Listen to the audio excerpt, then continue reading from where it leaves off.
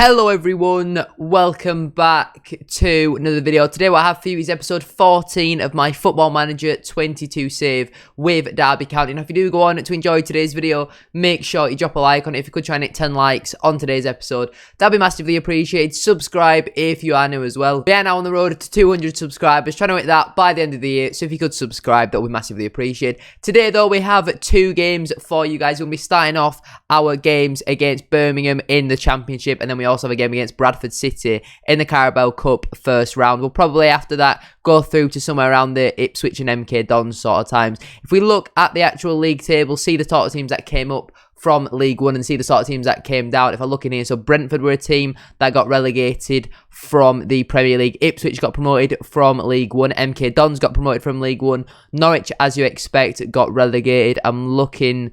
Sheffield Wednesday got promoted from League One. I believe Watford were the other team as well to get relegated. So that's the updated table. We're looking for this season for around mid-table, just to improve on what happened last season. We've got a much better squad, I would say, than last season. If we can push into the playoffs, that'd be very nice. Make sure you drop a like on today's episode, though. Subscribe if you are new as well. And I shall see you all once I pick this team for the game against Birmingham. Just before we get into the team, we have another signing for you guys. Marian Ione. Very hard way to pronounce his name. He's going to be joining us, though, on a 3-year contract. £2.5 million he's going to cost us in total. £8,000 per week. Looks like a very, very good goalkeeper. Looks a little bit better than Walton, to be honest. And only 22, it seems like a no-brainer. He's only going to get better, and we only have one keeper at the club, so it's an absolute must. If we have a look at his ability, so he's only 3-star current ability right now, but he's definitely one for the future, a player that we can develop, and he's got really, really good potential, so I'm very happy to have him on board. Again, at only 22 years of age, it's absolutely fantastic. And we have also finally sorted out another striker. As you guys know, during pre-season, I wasn't really too impressed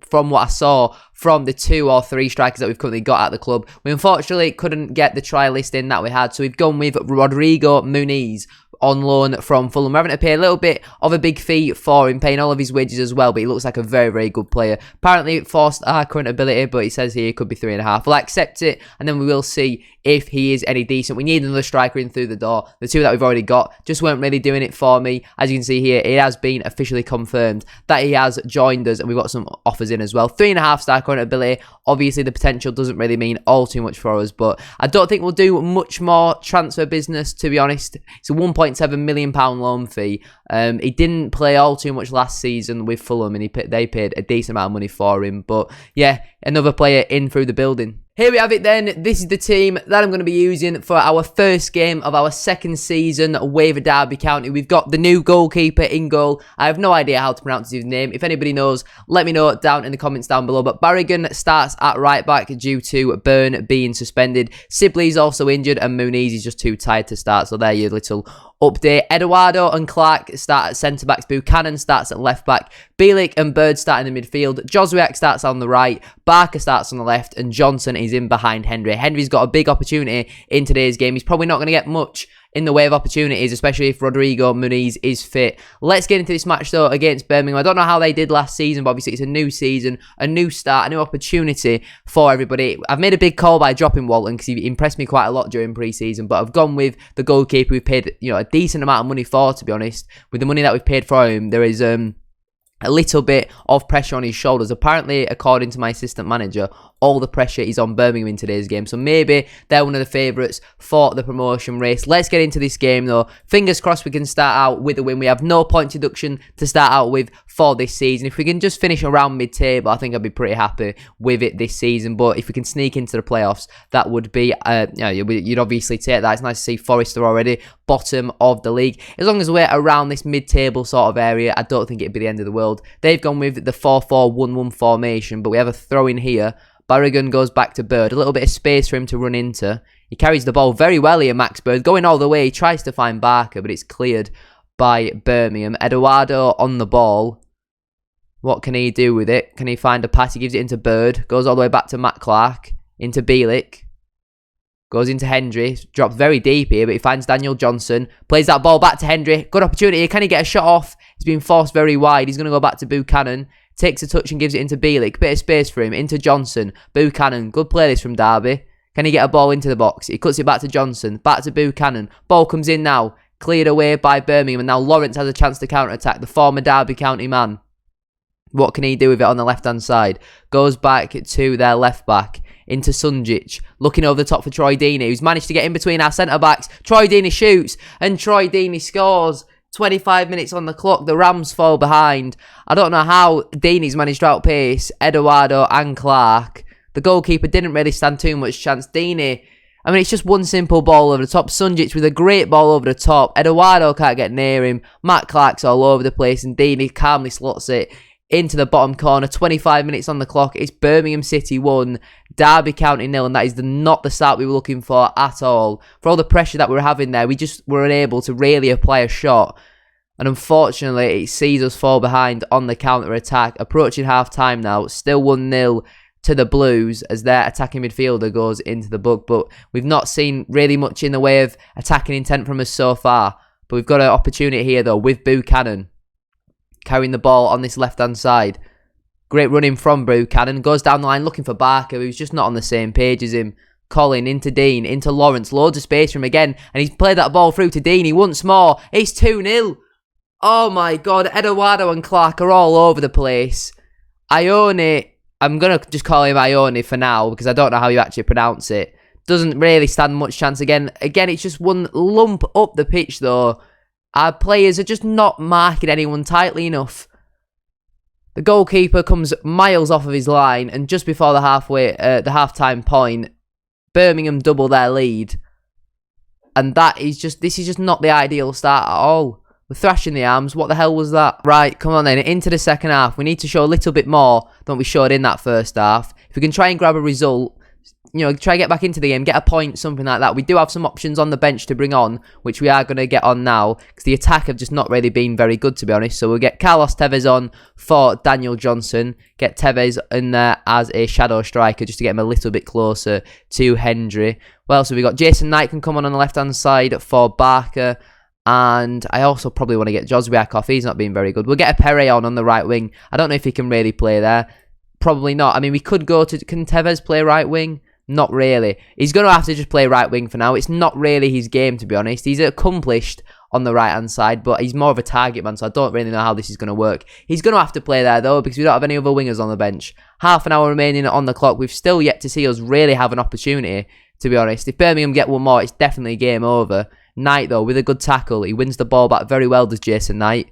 He's actually just scored in real life for Derby. They're currently playing Bournemouth in real life at the time of recording. They're actually losing 2-1, though. As I speak these words to you guys, I don't know what the full-time result will be, but Derby actually took the lead in that game. It was just been a game of very poor defending. But back onto the football manager, it's been very poor defending as well. It's not really been good enough, to be honest. We're going to go very attacking, just send everybody forward. This is just not the ideal start to the season. With the summer transfer, the window that we've had, the money that we've spent, the sort of players that we've brought in, it's not been a very good game, has it?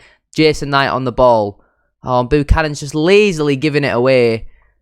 And now Bella's coming forward for Birmingham on the counter-attack. What can he do with it? Can he get a ball into the box? He cuts it back. Ball comes in, headed away by Bielik. Falls straight to a Birmingham man. We're not really showing any intent to try and win the ball back. Gardner on the ball now into Troy Deeney. Back to Gardner. Bit of space for him to shoot. Thankfully for us, that goes over the bar. And we'll slightly change the tactics. We'll tell him to overlap. We'll tell him to get some floated crosses into the box. We'll tell him to pump the ball forwards now. We've just got to go for it. Send everything forward. If you look at the statistics, we've actually not played that bad, to be honest. Ball comes into the box and Jason Knight clears that one off the line. We have now a chance to counter-attack here. A Perry on the right-hand side. Off the bench, he's brought down by Gardner, and that's surely going to be a yellow card. It has to be. It is going to be a yellow card, but it's a great foul, to be fair. Tevez with the free kick. Oh, he's off the crossbar and it's cleared away by Roberts. That's a good foul in a good area there. It stopped us from countering and being able to get back into the game. But not the ideal start to the season, to be honest. I'm sure this is not what you're all expecting after the transfer window that we've had. I mean, we've had 14 shots, 5 on target. It's just not been very good, has it? Not been very good at all, to be honest. Really disappointed. Right, we've got a game against Bradford now. We definitely are going to need to rotate because that was very, very poor. I'm thrashing the arms. We weren't good enough and I don't have words to express how angry that made me. Jesus, that was terrible. Some more transfer news then. Tyree Wilson is going to be joining Newport County on loan for the rest of the season. They're going to be paying 40% of his wages and a little bit on top of that with the monthly fees and all that sort of stuff. He's going there as a star player. Looks like a decent player, 2-star current ability, has the potential to play in the Premier League, so a player I am very excited by. Can we, I mean, we might as well offer him a new contract now, I think. If he's got the potential to play in the Prem, I have no reason to not give him a new contract. Well, just before one of Christian Walton's probably rare appearances this season, he's gone and pulled his calf muscle, so he's going to be out for a couple of weeks. I'm not too sure if we might bring in another goalkeeper, just in case, because I know Walton does have a history of injuries throughout his career, but we'll have to wait and see. It's just not really ideal because he was going to play this game against Bradford. But I guess it gives another opportunity for Mayone, I can't remember his name, the goalkeeper. You guys know who I'm on about. Some more transfer news then, as Kane Ryan will be joining AFC Telford on loan until the end of the season. They're going to be paying all of his wages, apart from we're going to be paying £20 a week if he does play. He's going there as a star player. They're actually currently first in the Vanarama National League North, so good luck to him there. He's 17-year-old, a centre-back. He looks okay, but his potential's not really very good, to be honest, so I'm not really too bothered about that. Here we have it then. This is the team that I'm going to be using for this game away to Bradford City. We've gone very much a changed team. We've got Ione starting in goal, Barrigan at right back, Kunze and Beck Sorensen as the two central defenders, Devine at left back, Knight and Merida in midfield. Benafa starts out on the right, Barker starts on the left, and Tevez is in behind Apere up front. On the bench, we've got a lot of players who will probably be coming on. I want to get Halliday on, I want to get Wickham on, and I'm not really too sure what the other substitution will be, but I definitely do want to get Andy Halliday on, and also Connor Wickham as well, just to give them some game time, see what they can do. Obviously, Muniz, Johnson, Buchanan, Eduardo and Bielik all get a little bit of a rest for this game. Let's get into this match though against Bradford City. Tevez is going to take the armband for this game. 8 changes from the last match, so as you can see, I think it's a team that should definitely be strong enough to be able to beat them. Their manager is still Simon Grayson. They've gone with Hornby in goal, a back four of Threlkeld, O'Connor, Canavan and Ridehalge, Songo and Watt as the two holding midfielders, Gilead, Dixon, Vernon as the attacking midfielders in behind it, Keelan Lavery. It's an interesting team. That's pretty much the same team in real life, apart from Dixon. I've never really heard of him. On the bench, O'Donnell, Staunton, Cousin Dawson, Cook all play for us. The other three, I've never really heard of them, to be honest. But apart from that, we're favourites for a reason. Go out there, get the job done. You know, the fans watching today's video, they're going to be disappointed with how we've started in the league. We did pretty well in the cup competitions last year. Let's not mess it up this year and, have a poor run in the cups. We want to be able to beat teams like Bradford. Yes, it's at Valley Parade, a very nice stadium, a beautiful stadium, some would say, but it's a very strong team. Beck Sorensen is actually currently better in terms of star rating than Matt Clark at the moment, so potentially, if Sorensen has a good game here, he could be starting the next league game, which I think is against Watford, but obviously, you guys won't see some gameplay after this game for quite a while. You'll see it in the next episode, which I don't know how many games we will play. Lavery's found himself in on goal here. He takes a shot on. Thankfully, it goes over the bar. I think Kunze miskicked the ball or he slipped. I'm not really too sure what happened, but Lavery had a good opportunity there. We're going to come with the ball, though, now. Kunze on the ball, playing as a central defender. He gives it to Sorensen, carrying the ball very well, looking for an option. He doesn't really have one, so he goes back to Kunze. Out wide here to Barrigan, making his second start of the season, obviously because of Burn's suspension. Tevez, great ball down the line, looking for Ben Arthur. Can he get a ball into the box? He cuts it back to Apere, into Barrigan, into Merida. Cross coming in. Oh, and Barker's there at the back post. Merida with a great ball in, and Brandon Barker with his first goal of the season. The first competitive goal of the second season of my reign at Derby County. I thought the ball was going to be cleared, to be honest. That's why I didn't really know what to say, but Merida on that left foot works the space well, gets a great ball in. Barker managed to beat Threlkeld in the air, and he managed to put the ball past Sam Hornby. 6 minutes on the clock. It's Bradford City 0, Derby County 1, and that is the perfect start that we were looking for in this game. I mean, it's been a very even game so far. Apparently, we've only acquired 0.05 XG. I thought the header was pretty decent, to be honest. It wasn't exactly... They were acting like that goal was impossible to score. It was just kind of a simple back post header. But anyway, highlight here is Gilead's on the ball. Gives it back to Oscar Threlkeld. Bit of space for him.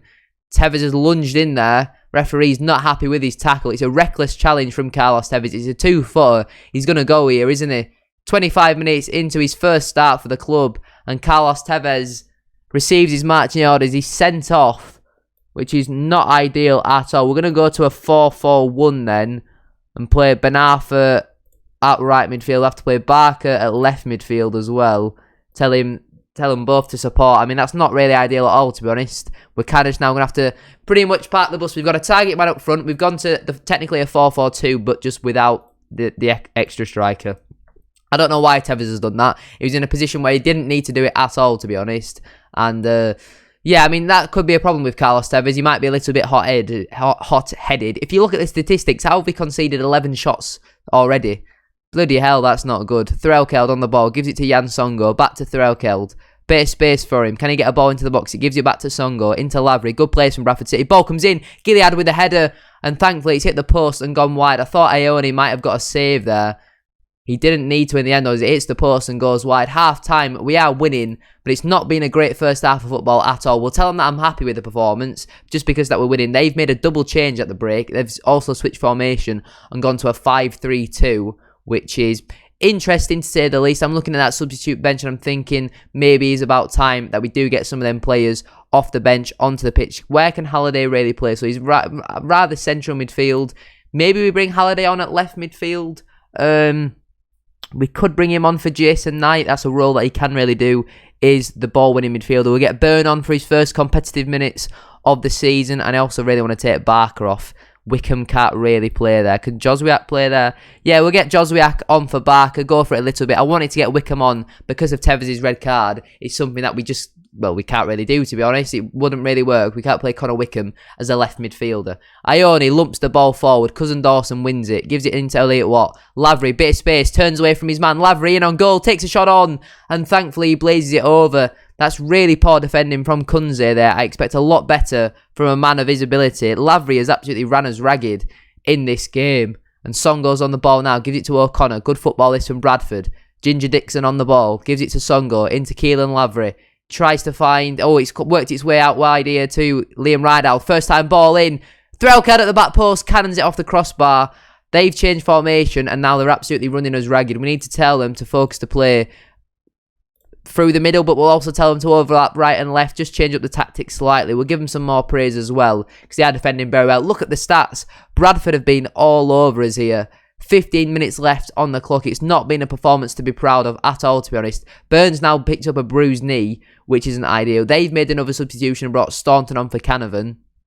And they have another attack here. Elliot Watt on the ball. Rideout, ball in. Threlkeld at the back post. And he hits the crossbar once more. That's twice in a space of about 10-15 minutes. Oscar Threlkeld has had a chance cleared off the crossbar. Approaching added time now. 4 minutes left on the clock. Elliot Watt's going to whip this corner in towards the back post. Andy Cook there. Oh my God, it's in. Andy Cook's there. It's cleared off the line by Byrne. I think it's Paulie O'Connor then with the shot. Devine can't keep it out. And in the 90th minute, Bradford City equalise. I mean, we've just not defended that corner well enough, to be honest. Andy Cook's got a free chance there. It's cleared well by Byrne. O'Connor stabs a shot at it. And Devine just simply cannot keep it out. And deep, well, not really deep into added time, but deep into the game, Bradford City have a leveller late on. And it means it's now going to go to penalties. Oh, this is the last thing that we wanted. Right, let me quickly sort the order. Relax, pick your spot, don't change your mind. We'll tell them that we have the confidence in them. If you look at our statistics, surely we've got the better players. I don't really think Bradford have really many good penalty takers anymore now that Callum Cook's left the club.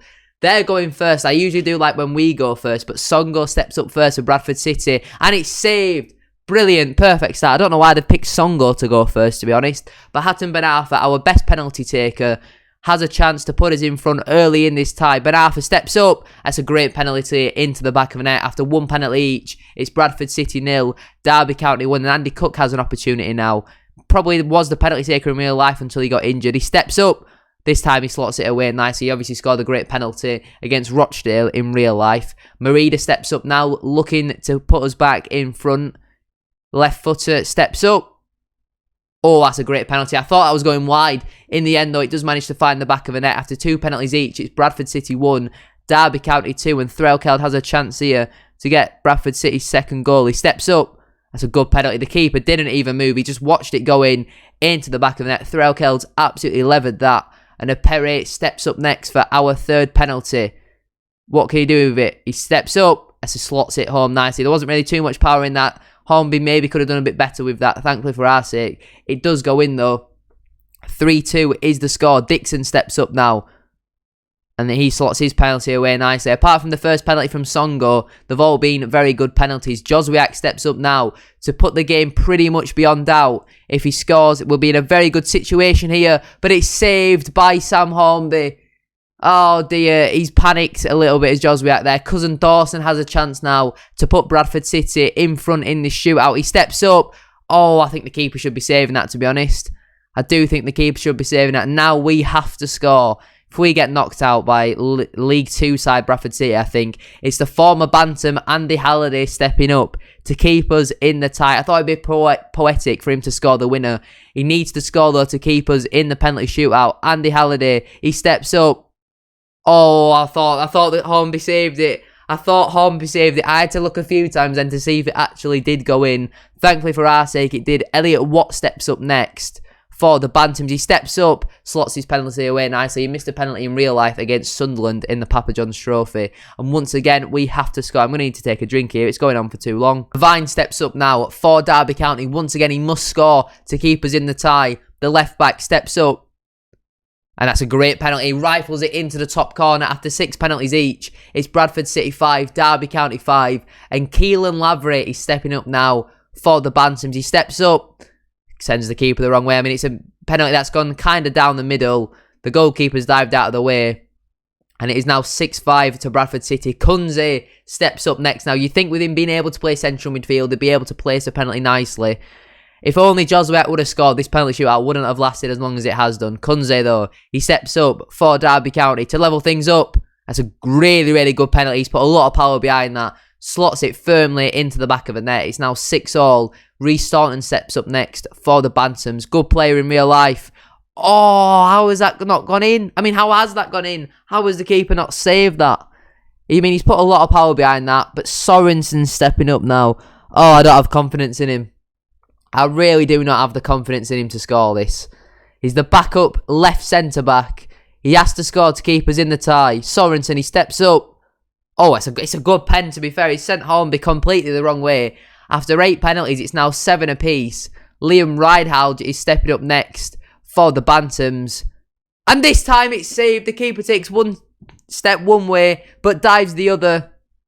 And now if we score, we win the tie. It's the injured Nathan Byrne to step up. I mean, this shouldn't be this intense, should it? I'm losing my voice here. This really should not be this intense. To win the first round of the Carabao Cup for Derby County, Byrne steps up.